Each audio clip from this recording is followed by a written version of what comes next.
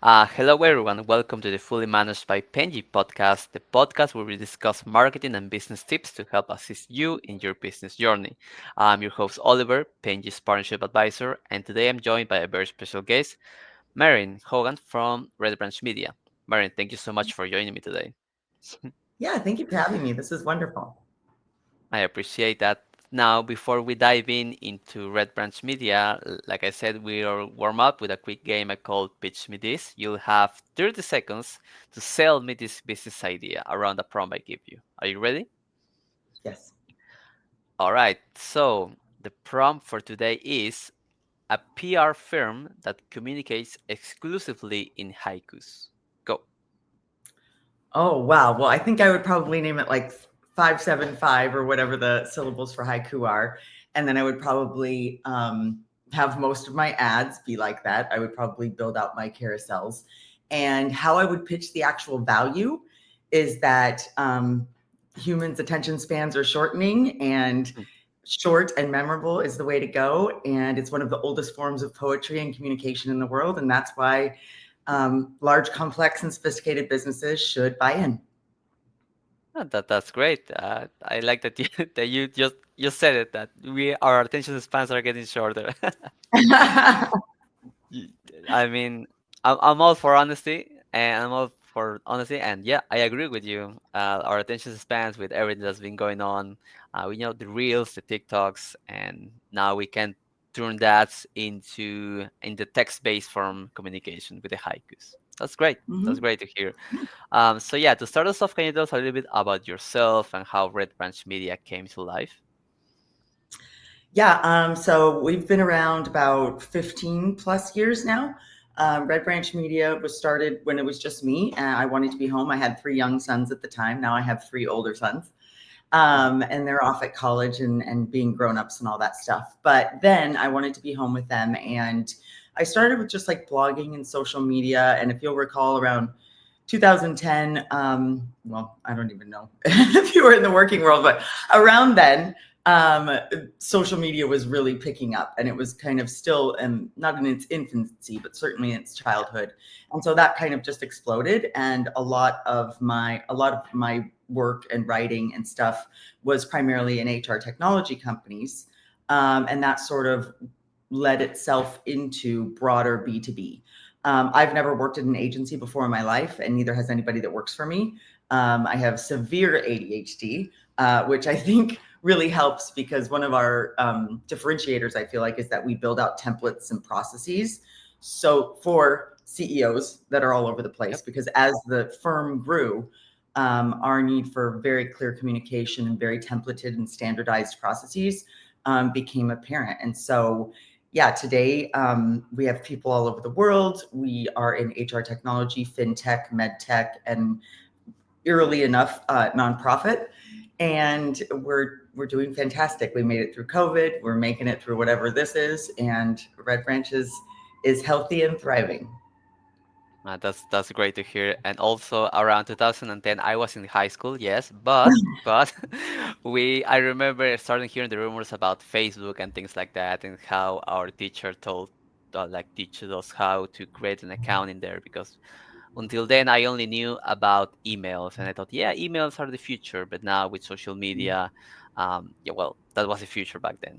So yeah, it's great to Yeah. hear your perspective because you had more experience in that than me. There is one thing that I would like to highlight about Red Branch Media is that I read on about you guys, and it's often described as the anti-agency agency. Can you tell us a little bit more about that?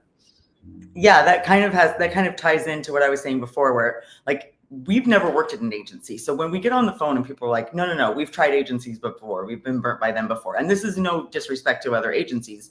I genuinely don't know how they work, but I know that when people work with Red Branch, they consistently across the board for 15 years have said, this is not like any agency I've ever worked with. And the better way to describe it is it's more like an outsourced business provider just in marketing services and communication and sort of CRO level type of things. And so Yep. we have what we call memberships, and that essentially gives our clients the ability to decide where their hours go, what we work on, whether it's design or dev or strategy or content or what have you. And then they're able to meet the goals that they want to with the different tactics and services that we offer, rather than our tactics and services that we offer dictating what their goals should be. And so we feel like we're not big on, 6-month long branding exercises. We don't do, workshops where we hand you a big binder of stuff that you then have to do. We're very much a like Midwest, US Midwest ethic, like hard work, get it done, pragmatic, tactical, but with strategic insight kind of agency. It's a very long answer Oh, to a very short question.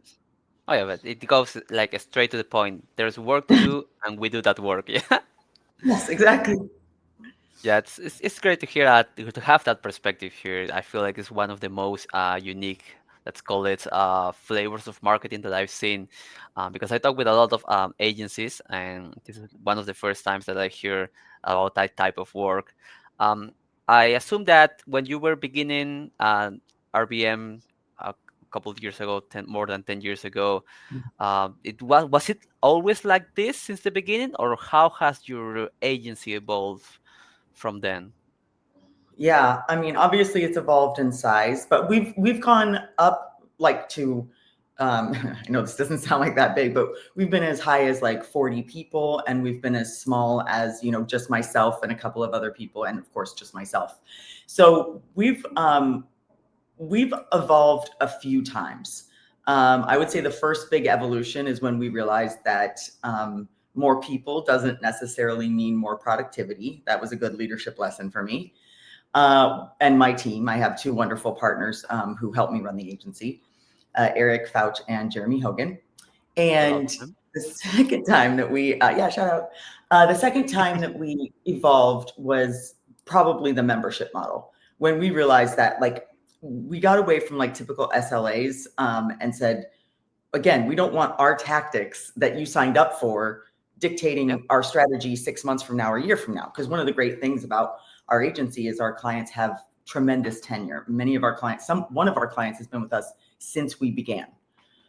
So Wow. for 15 entire years, we've been through a couple of CEOs and CMOs and mergers and rebrands. But our clients had a lot of tenure, and we realized that memberships were a much better, more flexible option. And they told us, we're like, we really like having that flat fee every month. We don't want to have to worry about scope creep. We don't want to have to worry about, changing midstream and figuring out how we're going to pay for that, because a developer costs a different amount of money than a social media specialist. At Red Branch, your hour is your hour, no matter who you're working with, whether you're working with me or an intern. Um, so that was the next evolution, and that really spurred on the sort of marketing as a service.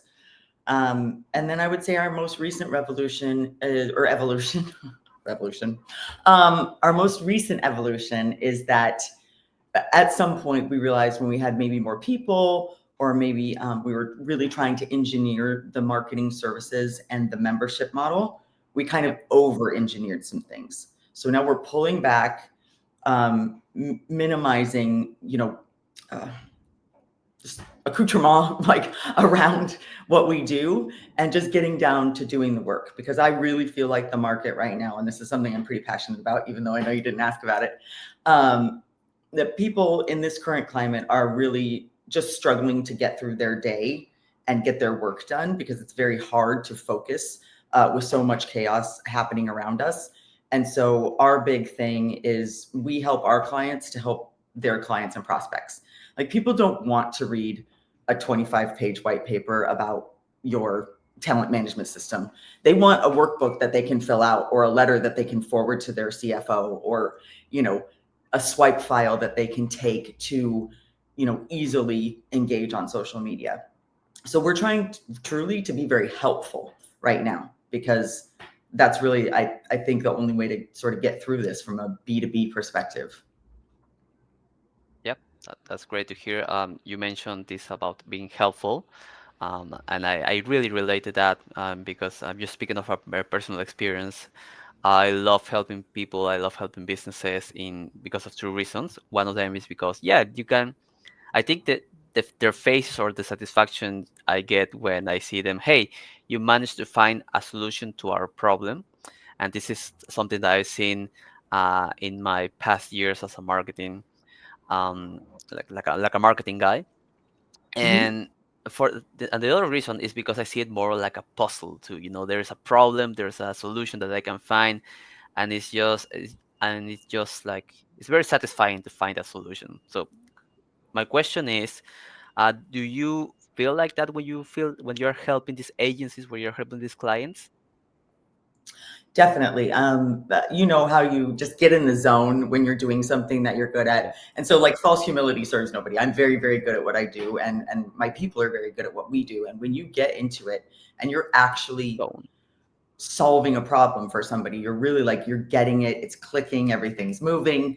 It's an incredible feeling. And it's also, again, to go with that message of simplicity that we were discussing before, it's sometimes it's not as hard as you think. Sometimes it truly is point A is here and point B is here, and one line connects the two. It doesn't have to be, multi yes. attribution, whatever. Sometimes it just can be like, I want this person to buy my stuff. How do I make them buy my stuff? And we just come up with something that's simple. Maybe that's why the haiku PR agency resonated. I hope you're not going to trademark that after the show. I won't know where all of my prompts ideas are stay with our guest. So don't worry about that. So speaking of ideas, speaking of services, speaking of the way that you guys work, can you walk us through your core services with Red Branch Media? Mhm. Oh, I'm sorry. Can you repeat the last bit of that? Ah, yeah. Speaking of services, speaking of how you guys work, can you walk us through your core services with Red Branch Media? Oh, yeah, of course.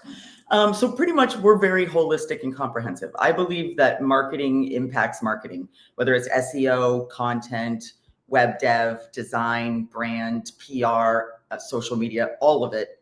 Yep. It has to work together. So we've worked with clients that have other SEO agencies, other design agencies, devs, so on and so forth.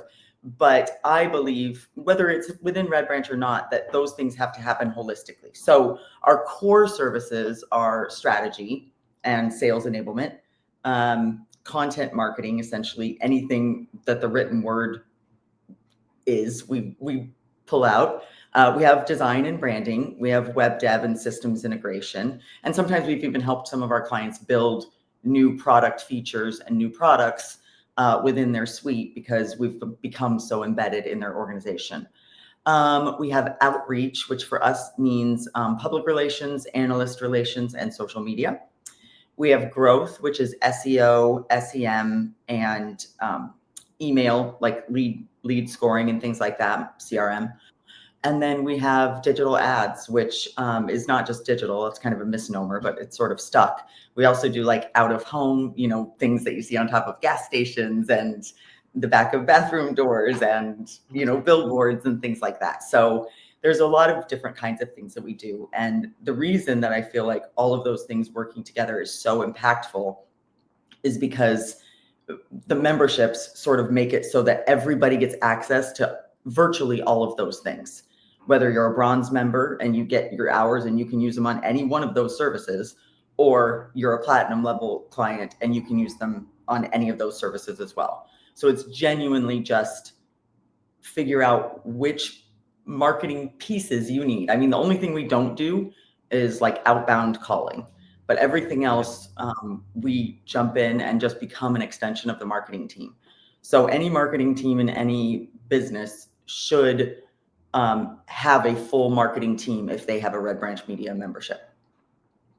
Wow, that's a complete service of many different branches of marketing into one. Yeah. I like that all of this is like focusing these membership services.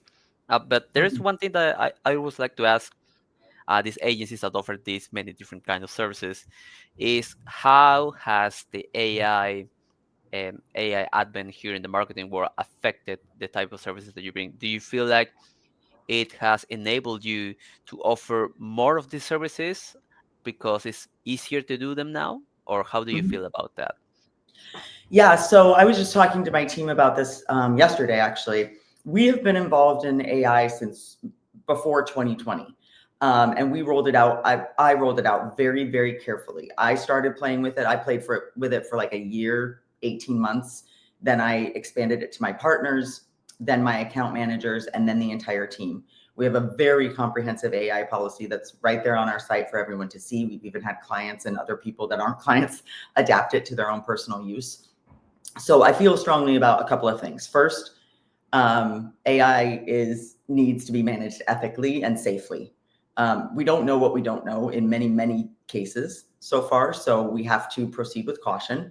I always joke people are like running like Tom Cruise in Mission Impossible towards this complete monolith that we know nothing about, and it actually cracks me up. However, I'm not a proponent of AI. We do use it within the agency, and I was telling my team, if you're just using AI to do what you did a year ago, just more of it, that's not the point.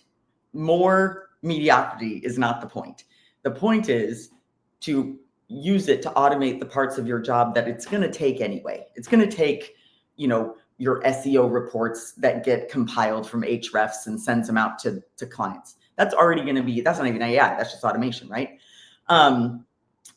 But if you automate those things, then use the time that you have left for two things. First thing, while we're still, sort of living in the world that we're living in, is to get better, like invest more and learn more about other parts of your job that make you more strategic, that make you impossible to replace with AI. So yes, it has allowed us to do more things faster, but we're using the saved time to make the things that we do better. And the second thing is I'm a huge believer in the productivity paradox. Probably nobody else in the business world says this as much as I do, but I really want to get to the place where we have a 4-hour work or a 4-day work week. I really want to get to the place where, all this productivity that we're saving results in fewer working hours for my people, for myself, and hopefully for as many people as possible. Do I think that's going to happen? Probably not, but I hope for it anyway. Well, all of the hopeful visions for the future are welcome here in Fully Managed. But yeah, that's one of the most positive things I heard about AI here in the podcast too. Not only we use it as a tool, yes, but don't leave the human part out of it. If you have some time that you save with because using these AI tools, use it to improve your knowledge, use it to improve yourself. And so yeah, it's great to hear that Red Branch Media uses AI in this capacity. One thing that I'd like to ask about that is how crucial of a role has these improvements, like these human improvements of your employees, played in the growth of your business?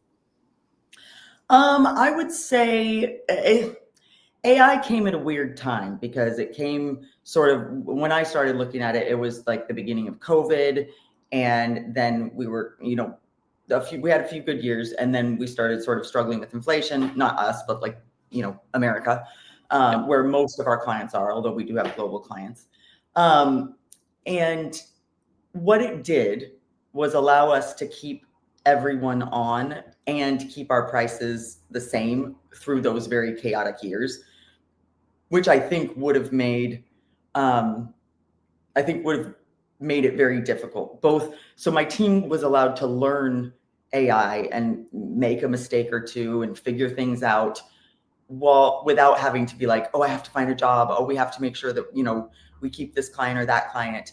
It's not a money making type of success, but I would say it's a type of success where by the time agentic rolled around, we realized, okay, well, if someone can make an agent that does what I do, then we need to do that. And then I need to level up to be on that, right? I need to become that agent's manager and then this agent's manager. So as like Pac-Man, as it eats parts of your job, it's your job to find other things to make yourself more, again, irreplaceable. So I don't know if that's the standard definition of success, but I would say that's really helped us.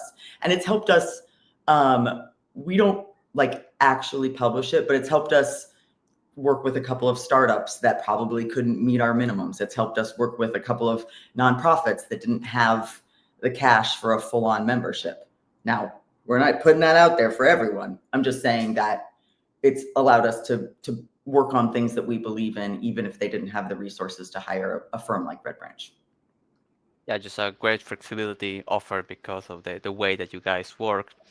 And are there like any stories or client projects that stand out between those type of things that you've done, types of works that you've done?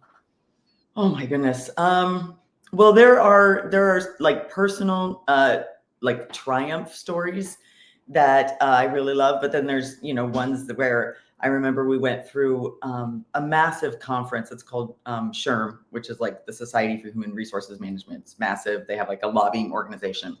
Anyway, they have these big conferences, and for one brand that was rebranding, a new name, new colors, the whole bit, we held a funeral, like a classic New Orleans funeral, which I don't know Yeah. if you know what those are like, but they're like very showy, and there's a big band.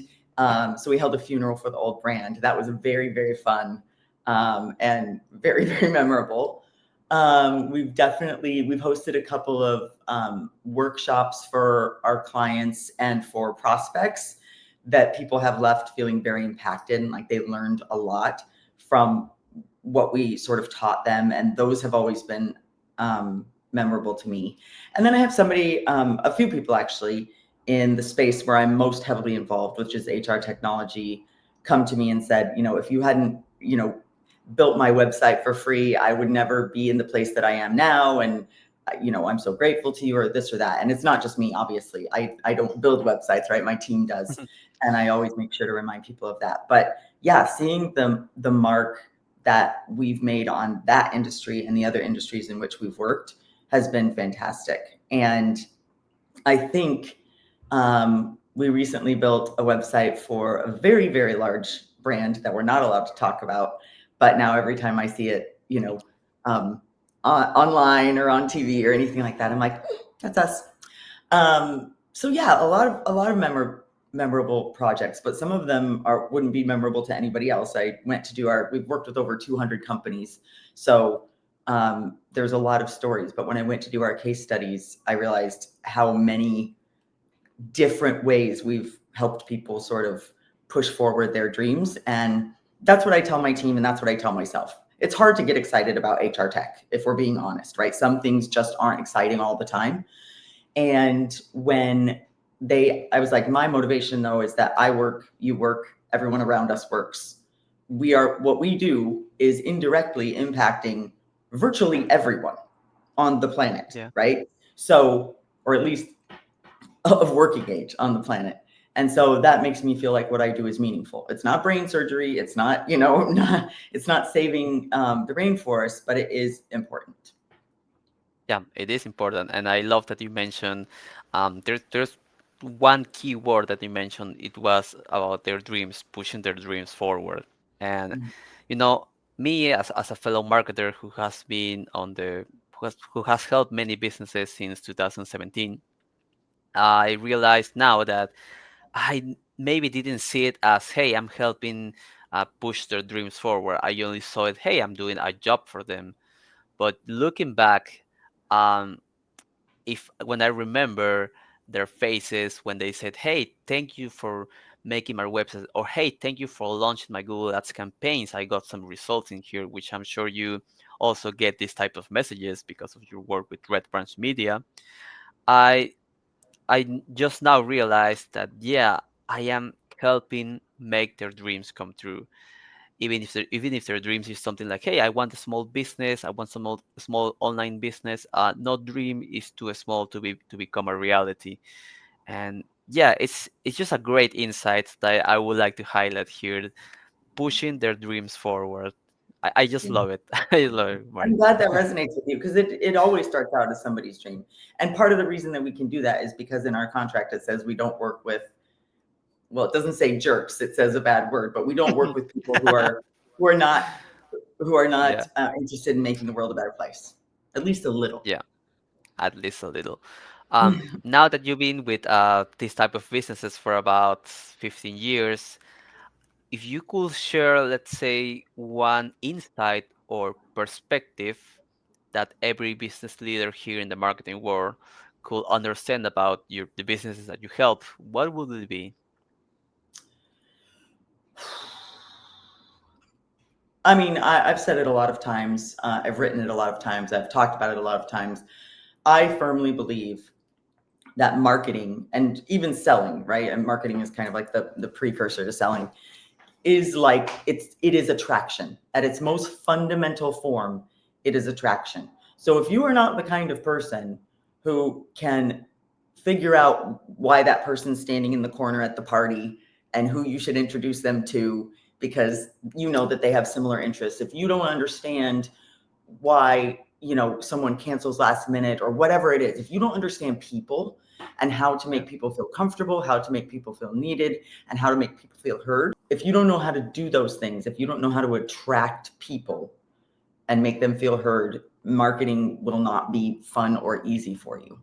And I think we're seeing that more and more as people kind of turn away from the old sales tactics and want to find their own way through educational content or through things that actually help them do their day-to-day jobs.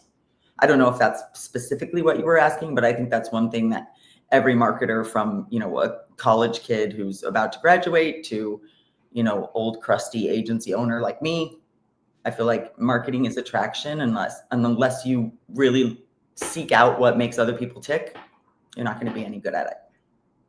I mean, that's the very essence of marketing. If people are not attracted to what you are saying, what you are showing, um, well, there are no sales. People will know anything about it. So yeah, just like you were honest earlier in the podcast, you are honest now, telling us, yeah, marketing is attraction, straight up, straight up. We do the job. Straight up, here's my message. Well, Um, marketing is knowing how to attract, because they might never be attracted to my product ever. And like they might never look twice. I have to find a way to put it in front of them in a way that they're like, oh, that actually is the solution to my problem. yeah, So, so they can look back. They have to look forward to the yeah. project. Now that speaking of looking forward, and this is a question that I would like to ask at the end of our podcast, is how do you see Red Branch Media doing in the next couple of years? Any milestones that you would like to have? Well, I don't know if it's a milestone, but I am going to be moving to Australia in a few months. And so that has been something that we've been planning for with our processes and our operations, trying to get on, master asynchronous communication and build out, re-engineer our processes so they're streamlined and simple and can work across very disparate time zones. So that'll be a big milestone for us, I think. I also think what we were talking about earlier when we were discussing AI, just helping my people to level up. I really do want us to be able to have a 4-day work week, and maybe someday even less than that. That's my goal, is to get me and my people there. So I would say those are the two things. I don't think I'll ever stop running Red Branch Media, because it's what I'm good at, and I think it's kind of my life's purpose. Um, and also because I couldn't, bear to be without my awesome team. That's great to hear. One of the most positive and exciting visions of the future we had here in the in the Polymanis podcast. And well, and with that vision of the future of Red Branch Media, I will wrap up today's conversation. Thank you so much for sharing your story and the impact your team is having, helping these companies around the world in the marketing world. For anyone listening, if you'd like to learn more about Red Branch Media and their unique approach to marketing, you can check out the links in the description. As always, thank you all for tuning in. And Maureen, thank you once again for your time. Thanks, Oliver. Appreciate it. Bye.